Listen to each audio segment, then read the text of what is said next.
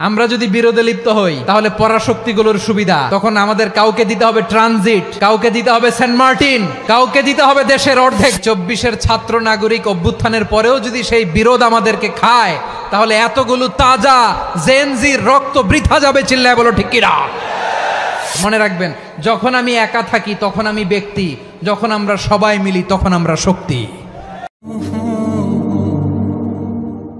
What are the drawbacks and disadvantages of division, social and political division in the society? Disunity.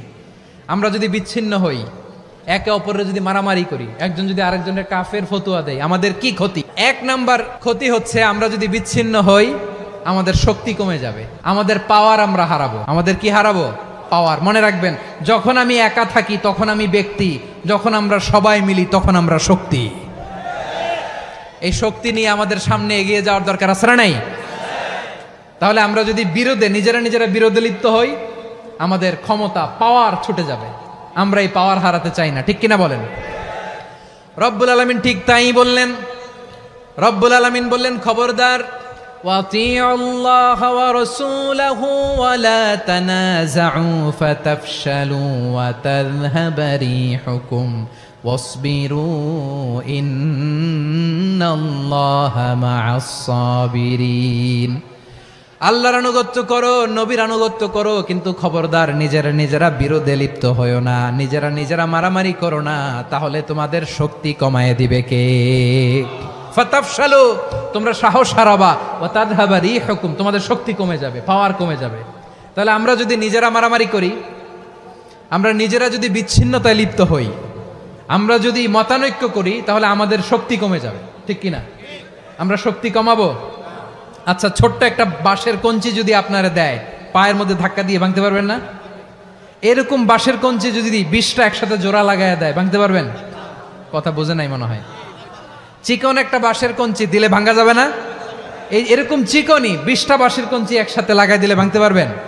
কারণ যখন আমি একা থাকি তখন আমি ব্যক্তি, যখন আমরা সবাই মিলি তখন আমরা শক্তি। আমরা যেন শক্তি না হারাই। আমরা বিরোধে লিপ্ত হলে আমাদের শক্তি কমে যাবে। এই হচ্ছে 1 নম্বর ডিসঅ্যাডভান্টেজ। 2 নম্বর ডিসঅ্যাডভান্টেজ হচ্ছে আমরা নিজেরা বিরোধে লিপ্ত হলে অন্যরা আমাদের মাথায় কাঁঠাল ভেঙে খাইতে সুবিধা হয়। কথা বোঝেন নাই?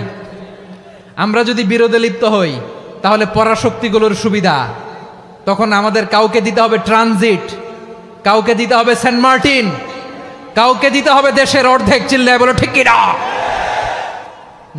নিজেদের প্রবলেম সলভ করার ক্যাপাসিটি আমাদের আর থাকবে না।